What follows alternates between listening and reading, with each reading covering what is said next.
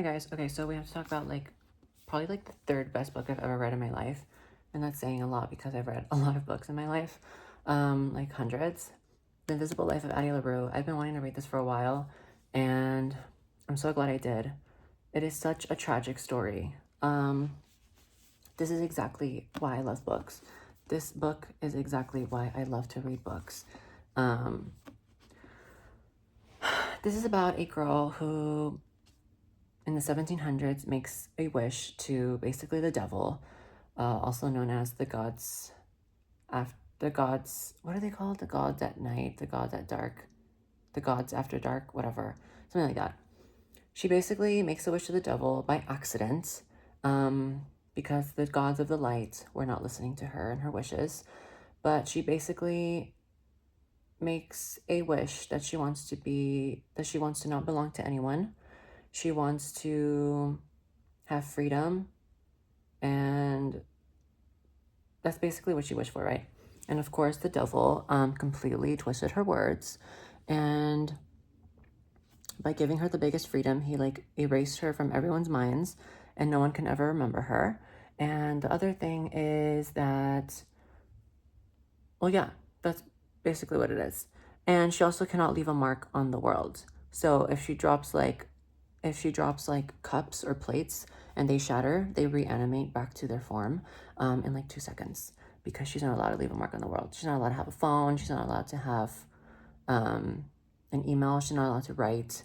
She's not allowed to paint. She's not allowed to say her name to other people. She's not allowed to tell her story to other people. She still exists. She's still a real corporeal human being. But when she's interacting with people, as soon as a door slams, or as soon as they leave or they go to sleep, she's completely wiped from their memory. It's so tragic. And then modern time, 2014, well, not modern, well, yeah, modern time, but not current day. In 2014, she meets this boy in Paris named Henry, who was the only person that was at this library store that he works at. He's the only employee there. She takes off, steals a copy of the Odyssey, finds out that's in Greek, and he tells her, what are you doing? Get back here, you're a thief, blah, blah, right? All this stuff. And so, I don't know why I feel I look weird. And so, she doesn't care because she goes about her life stealing stuff because no one remembers her, so it's fine. So she goes back the next day and she goes to exchange it for another book. She tells Henry, who's the only person working at the bookstore, tells him, hey, my friend already gave me this one. I already have this. Can I exchange it for this?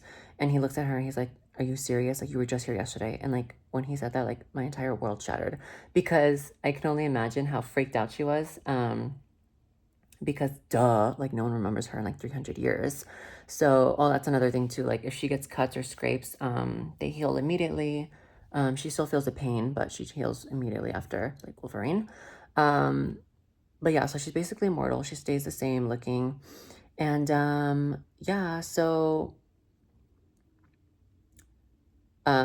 he catches her in the lie, and she's like, what is going on? No one knows, no one remembers me. How does he remember me? Blah, blah.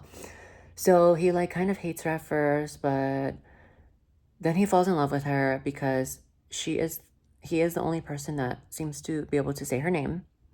Well, I mean, not say her name, but he can remember her. But yeah, he can say her name later on. And come to find out, I kind of had a feeling this was going to be the thing. Come to find out, it's because he's cursed too. He made a deal with that devil as well. And his curse was honestly kind of not that bad like Addie's was. Addie made her wish because she was going to marry some man that she didn't want to marry. That guy was widowed. He had 3 kids, and she was already in her late 20s, and she didn't want to make her life wasteful. She didn't want to do stuff that she was forced to do from her parents and all that stuff. So she wanted to completely change her life, and she did, but really, really bad. That's not her fault though. They twisted her words because they're a trickster. The devil's a trickster. And so Henry's was because he was just tired of failed relationships. He proposed to this girl. She said no. It was just self-sabotaging. He was just done. He felt every day was going by so fast. He felt his life was flashing by him so fast, and he just wasn't settling like he wanted to. And so he wanted like a partner. He liked boys and girls. He didn't care. He was like, get me with a boy, get me with a girl. No one wanted to settle down with him. He just wasn't enough, right?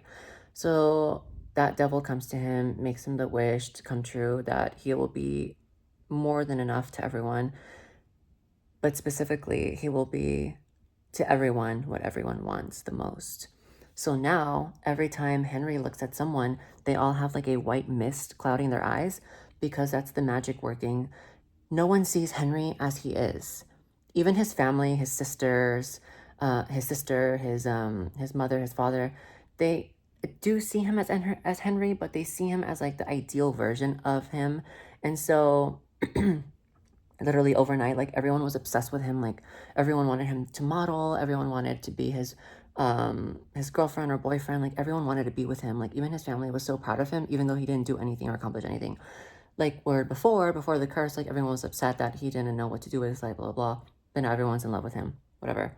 So he's like the ideal male version that everyone wants, even like men, right? Like you're like the ideal best friend, whatever. So the exchange was yes for his soul, as was Addie's, but for Addie, it was whenever she's done with life, whenever she's ready to give up her soul, then the devil can take it. With Henry, it was so bad. Like he literally didn't. He was in such a bad mental state. He said, "Literally, just give me a year. Like just a year. He only has a year of life. Like how stupid is he? Oh my god, I feel so bad. I feel so bad. Like he's so dumb, but." He was so, so sweet. Like, this book is so tragic and it's so sweet, like, with the flashbacks and everything. And the thing that I hate the most, like, oh my god, this author, V.E. Schwab, she knows. First of all, I loved her writing. This is her first book that I've ever read of hers. Not her first book, but my first book that I've ever read of hers. Sorry.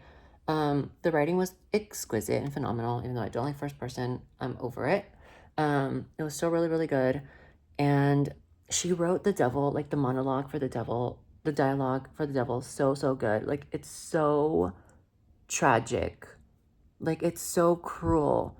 If you've read this book, you know exactly what I mean. Like, it is so cruel, like how the devil is talking to her and everything. And what's even more cruel was Addie was an artist before, and she used to draw like her ideal man. I'm assuming it kind of looks like Henry because they kind of like have that innuendo of that in there.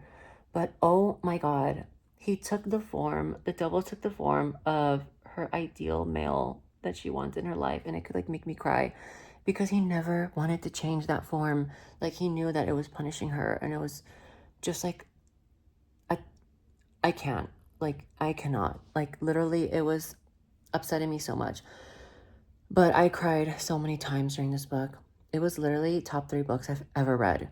The other one being Magnolia Parks and, well, the whole series of Magnolia Parks. And then the other one being Conversations with God, the entire collection.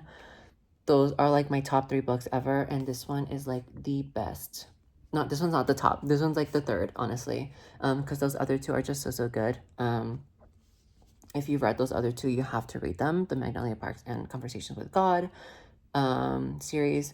But this was just so tragic, and I love the ending. Like the ending was so, so good, and it's just so sad, and it really, really, really makes you think how crucial and important having memory is. So I really recommend you guys read this. Like everyone has to read this. Like to me, this is like a modern classic. Like this is like a modern classic. Like think of like The Book Thief. The Book Thief would be like a modern classic, I think. And I think this is a modern classic too. So this gets my entire recommendation. Like you have to read this. And after I read this, not to shine light away from it, but after I read that, I got this one at the Barnes and Noble. Don't Let the Forest In by C.G. Drews. And I'm just like still in a book hangover. Like I read this one in like a day. I might make a review on this. I'm pretty sure I will. But like I cannot. Like this book literally made me cry so much. I don't want to spoil more stuff. I already spoiled enough, but I recommend everyone read this book. It is so tragic and it is so very well done because the thing is, not only is the idea and the magic like amazing, but the execution of the concept is just incredible. Like, I really, really, really recommend that you guys read this. This makes me want to read more of her work. I think I might be interested in her book, Vicious. I'm not sure. She has like a lot of books. Like, I didn't know she had that many. I thought she had a couple, but like not too many. So yeah, that's The Invisible Life of Addie LaRue. Oh, and then can I just say too, I forgot to mention that I really, really, really like the angst and like the angst that I had for when she was meeting, for when like he found out that like no one would remember her. The fact that like Henry would introduce his friends to Addie, and then they would like forget her, like after they left through the door, or, like something or whatever, like that's part of the curse. And then Henry would be like, "Are you drunk? Like you just met her. Like what are you talking about?"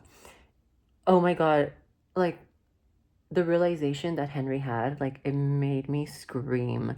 The fact that like he realized that he's the only one that could remember her. It was so crazy. This is exactly how you do an ending. Like the ending was really good. This is exactly how you do an ending. I thought it was good. It could have gone like a million ways, I think, but I think she chose a good one, a tragic ending. But it was a twist compared to what I thought was going to happen, which I'm so glad. What I thought was going to happen did not happen. Spoiler alert. Okay. What I thought was going to happen was that Henry was really going to die. And I'm so glad that Addie came in to bend the spell, bend the curse. And it's just so tragic, you guys. It's so tragic.